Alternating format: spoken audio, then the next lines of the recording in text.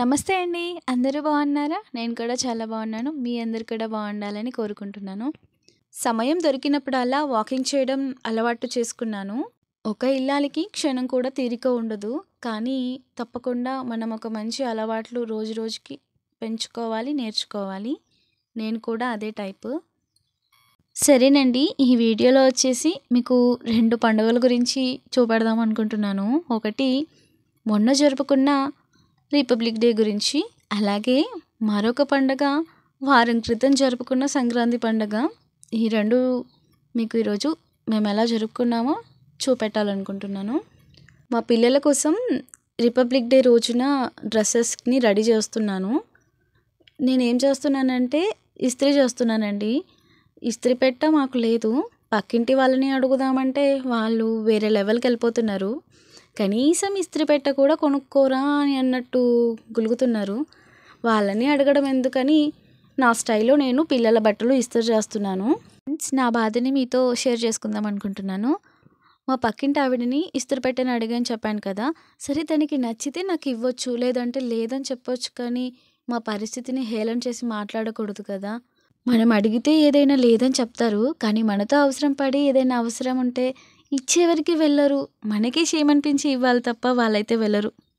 మనం అన్ని వసతులు ఉంటాయా అండి? కొంతమందికి ఉండొచ్చు, ఉండకపోవచ్చు. పోనీ రేపు నాతో అవసరం పడవచ్చు కదా, అలా అని కూడా అనుకోవచ్చు కదా. కానీ ఆ టైంలో నేను అలా చెప్పను. ఏదైనా అడిగితే ఇచ్చేస్తాను. ఆమెలాగైతే అస్సలు ఉండను.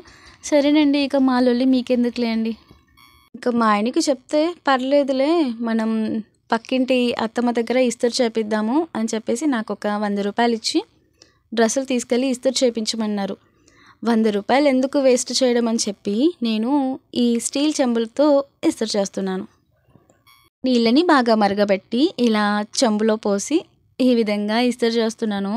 నిజంగా ఎదురింటి అత్త దగ్గరనో పక్కింటి వాళ్ళనో అడిగి నేను ఇస్త్రీ చేయించుకుంటే 100 రూపాయలు వేస్ట్ అయ్యేవి. అలాగే మాటలు కూడా పడ్డానండి.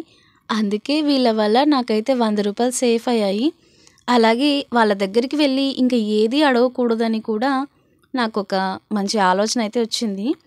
వీళ్ళకి నేను థ్యాంక్స్ చెప్పుకుంటున్నాను. సరేనండి, మా లొల్లి మీకెందుకులేండి. కానీ ఇక మధ్య మధ్యలో నీళ్లు మార్చుకుంటూ ఈ విధంగా ఇస్త్రీ చేసేసుకున్నాను. బాబు ఆర్మీ డ్రెస్, పాపవి కొన్ని ఎక్స్ట్రా డ్రెస్సెస్ కూడా చేస్తున్నాను. ఎందుకంటే మా పాప చాలా చిత్రాంగి. నేను ఒకటి సెలెక్ట్ చేస్తే తను ఇంకొకటి సెలెక్ట్ చేసుకుంటుంది. అందుకే నేను ఒక 5 డ్రెస్సెస్ దాకా పాప కోసం ఇలా ఇస్త్రీ చేసి పెట్టాను. అలాగే కర్చీఫ్స్ కూడా చేసేస్తున్నాను. 100 రూపీస్ని అయితే సేవ్ చేశాను. చాలా సంతోషంగా ఉంది. ఇక అన్ని డ్రెస్సెస్ ఇస్త్రీ చేయడం అయిపోయింది. వాటిని అన్నిటినీ ఒక సంచిలో పెట్టేసి సర్దుకుంటున్నాను నీట్గా. ఎందుకంటే షెల్ఫ్లో పెట్టుకుందామంటే మాకు ఉన్నవి 2 రూములు, అందులోనూ షెల్ఫ్లలో బట్టలు ఇంకా ఎక్స్ట్రా బుక్స్ అన్నీ నిండిపోయాయి. అందుకే ఇలాంటి హూక్ అయితే తగిలించుకుంటున్నాను. రేపటి వరకు పురస్తు అండి. ఇదైతే ఎవరు ముట్టుకోరు. ఇస్త్రీ చేసింది కూడా ఏం ఖరాబ్ కాదు. మా పిల్లలిద్దరు వచ్చేసరికి పనులన్నీ కంప్లీట్ చేసుకుంటాను. ఎందుకంటే వాళ్ళతో కొంచెం సేపు టైం గడిపేద్దామని. ఇక తెల్లవారుజామున లేవగానే బాబునైతే ఆర్మీ లాగా రెడీ చేశాను. నాకైతే చాలా సంతోషంగా ఉంది. ఫ్యూచర్లో వీడు ఏమవుతాడో తెలియదు, కానీ ప్రజెంట్గా అయితే ఇలా ఆర్మీ డ్రెస్లో వెళ్తుంటే చాలా సంతోషంగా ఉంది, గర్వంగా కూడా ఉంది. మా బాబునైతే బస్ ఎక్కించి పంపించేశాను. ఇక పాపని ఈ విధంగా రెడీ చేశాను. నేను అనుకున్న డ్రెస్ మాత్రం వేసుకోలేదు. తను వేరే డ్రెస్ వేసుకుంది. అంటే ఇది కూడా ఇస్త్రీ చేశాను. ఇక పాపని తీసుకొని అంగన్వాడీ సెంటర్కి వెళ్ళాను. ఈ విధంగా నేనైతే 10 సంవత్సరాల తర్వాత రిపబ్లిక్ డే రోజు అటెండ్ అయ్యానండి. ఎప్పుడు స్కూల్ వరకే కదా, పెళ్ళయ్యాక మాత్రం ఒక్కసారి కూడా నేను రిపబ్లిక్ డేని సెలబ్రేట్ చేసుకోలేదు. మా పాప వల్ల నేను కూడా రిపబ్లిక్ డేని ఈ విధంగా సెలబ్రేట్ చేసుకున్నాను. నాకు చాలా సంతోషంగా ఉంది. ఇక జెండాని ఎగరవేసి మన జాతీయ గీతం పాడేసుకున్నాము. ఆ తర్వాత పిల్లలందరికీ చాక్లెట్లు, బిస్కెట్లు పంచించేశారు. అలాగే ఇది అంగన్వాడీ కాబట్టి అన్నం కూడా పొద్దున్నే వండేశారు. అది కూడా బెల్లన్నము, అలాగే ఎగ్గులు కూడా ఉడకబెట్టేశారు. పిల్లలందరికీ భోజనం చేపించి ఎగ్గులు ఇచ్చి ఇంటికైతే పంపించారు. పిల్లలందరూ భోజనం చేస్తున్నారు. మీ అందరికీ కూడా బిలేటెడ్ హ్యాపీ రిపబ్లిక్ డే అండి. మా పాప అయితే నా చిన్ననాటి రోజులను అయితే గుర్తు చేసింది. చాలా థ్యాంక్స్ చెప్పుకుంటున్నాను నా చిట్టి తల్లికి. మీరు ఈ వీడియో చూస్తున్నారు కదా! తప్పకుండా లైక్ చేయండి. అలాగే నచ్చితే సబ్స్క్రైబ్ చేసుకోండి. ఎందుకంటే ఇంతమంది పిల్లలు అవపడుతున్నారు కదా! కామెంట్స్ ఓపెన్ అవుతాయో లేదో అండి. సరేనండి. ఇక ఈ విధంగా అయితే మేము హ్యాపీగా సెలబ్రేట్ చేసుకున్నాము. ఇక నెక్స్ట్ వచ్చేసి అమ్మ వాళ్ళ ఇంటి దగ్గర సంక్రాంతిని మేము ఏ విధంగా జరుపుకున్నామో మీ అందరికీ ఇప్పుడు చూపెట్టబోతున్నాను. ఒక్కసారి నా చిట్టి తల్లికి హాయ్ చెప్పండి. నువ్వు బంగారు తల్లి. ఇదొచ్చేసి అమ్మ వాళ్ళ ఇంటి దగ్గర పొద్దున్నే ఇక్కడ మంచుతో చాలా బాగుంటుంది. నాకైతే చాలా ఇష్టం కూడా. ఈ మంచులో మనుషులు కూడా అవపడతలేరండి. అంత వచ్చేసింది పైరు. ఈ మోరులో కొన్ని బాతులున్నాయండి. ఆ బాతులను చూడగానే 'శతమానం భవతి' సినిమాలో ఒక పాట ఉంటుంది. సంక్రాంతి పాట. ఆ పాట గుర్తు చేశాయి. చూడండి ఎంత మంచుందో. ఆ మంచులో ఎవ్వరూ అవపడట్లేదు. వెహికల్స్ కూడా అసలు ఏం అవపడట్లేదు. చాలా జాగ్రత్తగా వెళ్తున్నారు వెళ్ళేవాళ్ళు. పొద్దున్నే లేచాము. అమ్మ ఊడ్చి అలుకు చల్లింది. ఇక మేమైతే వేరే పనులన్నీ కంప్లీట్ చేసేసి ఇక ముగ్గేయాలి కదా! వేస్తున్నాము. అక్క చెల్లి ఇద్దరు కలిసి బయట వాకిట్లో ముగ్గేస్తున్నారు. ఇక నేనొచ్చేసి ఇంట్లో వేశాను. అక్క చెల్లి బయట ముగ్గేస్తున్నారు. ఇక నాకు పక్కన రైల్వే పట్టాలు ఉంటాయండి. చూడండి ఎంత బాగుందో ఆ నేచర్. నాన్నగారు ఇద్దరు పిల్లల్ని తీసుకొని షాప్కి వెళ్తున్నారు. నాకు ఈ నేచర్లో ఇప్పుడు చూస్తుంటే ఊటీలో ఉన్నంత ఫీల్ అవుతున్నాను. ఎందుకంటే ఆ పక్కన చెట్లు, మంచు, మధ్యలో రైల్వే ట్రాక్, దానిపైన ట్రైన్ చాలా బాగుంది. ఇక పక్కనే మోరు చూసాక అరే ఇది మా ఇల్లు రా బాయ్ అని అనుకున్నాను. ఇక ముగ్గు అయితే కంప్లీట్ అయిపోయింది. చూడండి ఎంత బాగా వేశారు ఇద్దరు. ఇక అక్క చెల్లి ఇద్దరు కలిసి ముగ్గు వేసి వాళ్ళేమో ఫ్రెష్ అవుతున్నారు. ఇక లోపల నేను, మా అమ్మ, మా పిల్లలు ఏ విధంగా ముగ్గులేసామో చూపెడతాను రండి. నాకు అమ్మ వాళ్ళ ఇల్లు అంటే చాలా ఇష్టం అండి. ఎందుకంటే వెనకాల గుట్ట, మధ్యలో ఇల్లు, అలాగే ముందు రైల్వే ట్రాక్ చాలా బాగుంటుంది. ప్రశాంతంగా ఉంటుంది. ఒక ఈ రైల్వే ట్రాక్ తప్పించి మిగతా అంతా చాలా ప్రశాంతంగా ఉంటుంది. మేము ముగ్గులేసే వరకు మా అమ్మ గొబ్బెమ్మలు అయితే రెడీ చేసి పెట్టింది. అలాగే మా పిల్లలు వేస్తున్న ముగ్గు చూడండి ఎలా వేస్తున్నారో. మా నాన్నగారు వచ్చి వాళ్ళని అడుగుతున్నారు ఏమేమని. ఒకసారి చూడండి. మా అక్క వాళ్ళ దగ్గర వెళ్ళి పిల్లలు డిస్టర్బ్ చేస్తున్నారని మా అమ్మ నాన్న ఇద్దరు కలిసి ఈ బల్ల మీద మీకు నచ్చినట్టు ముగ్గులు వేసుకోండి అని చెప్పి వాళ్ళకి చెప్పారు. ఏం వేస్తున్నారని అడిగితే ముగ్గులు వేస్తున్నాం, వాళ్ళు దేవుళ్ళు, నేను వేసేది, మీరందరూ పూజలు చేయండి అని చెప్తున్నారు. కొంచెం క్లిప్ వాళ్ళు మాట్లాడుకునేది చూపెడతాను చూడండి. అవి నువ్వేం వేసినావురా?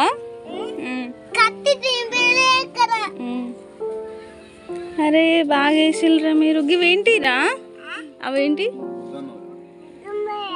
గుమ్మమ్మల. అవేంటిరా చెప్పు. అవి కూడా తింపుతారా? మీకే ఇక ఫస్ట్ ప్రైజ్. తాత మీకే ఇస్తాడు ఫస్ట్ ప్రైజ్. చూసారు కదా పిల్లలు ఎలా మాట్లాడుతున్నారో. ఇక ఫైనల్ లుక్ అయితే చూసేద్దాం. చూసారు కదా అది అక్క వేసింది చెల్ల. ఇది మా పిల్లలు ఇద్దరు కలిసి వేసిళ్ళు. ఫైనల్ లుక్ ఈ విధంగా ఉంది. ఇక తర్వాత నేను అమ్మ ఇంట్లో మాకు అరుగు ఉంటుంది. దాని కింద కొద్దిగా ప్లేస్ ఉంది. అక్కడ నేను అమ్మ కలిసి వేసాము.